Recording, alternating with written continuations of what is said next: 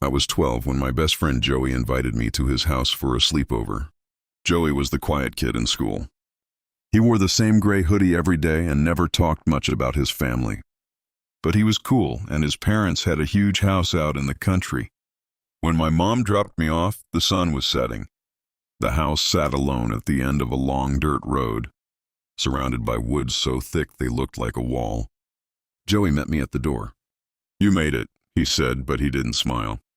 Inside, the house smelled like candles and something metallic, like pennies. His parents greeted me politely. His mother was pale and wore a long black dress.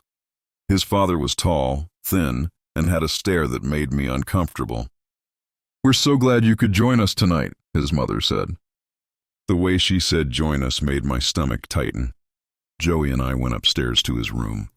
We played video games, ate pizza, and for a while, everything felt normal. But around midnight I woke up. Joey wasn't in his sleeping bag. I heard whispering downstairs. At first I thought it was his parents. Then I heard Joey.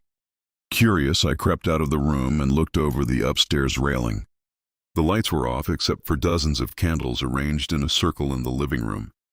Joey stood with his parents and two people I'd never seen before. All of them wore dark robes. In the center of the circle was a stone table, and on that table was a person. Their arms and legs were tied down. I froze. Joey's father raised a knife above his head. The person on the table began screaming. I clamped my hand over my mouth. Joey turned and looked directly up at me. Our eyes locked. For a second he looked terrified.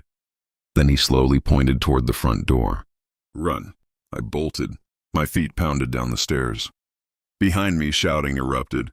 "Stop him!" I yanked the front door open and sprinted into the woods. Branches tore at my face. I could hear footsteps crashing behind me. Then Joey's voice. "Keep going." I didn't look back. After what felt like forever, I reached the road and flagged down a passing truck.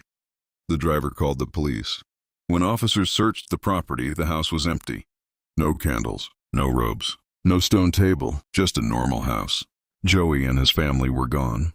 The police said I must have had a nightmare, but I knew what I saw. Joey disappeared that night. No one at school ever mentioned him again. It was like he never existed. Years later, I still think about him. I think he knew what his family was. I think he invited me over because he wanted me to be the sacrifice. But when the time came, he chose to save me instead. Last week, I got a letter in my mailbox. No return address. Inside was a single photo. It was Joey, older now, standing in front of a candle-lit altar. On the back, in his handwriting, were 3 words. "See you soon."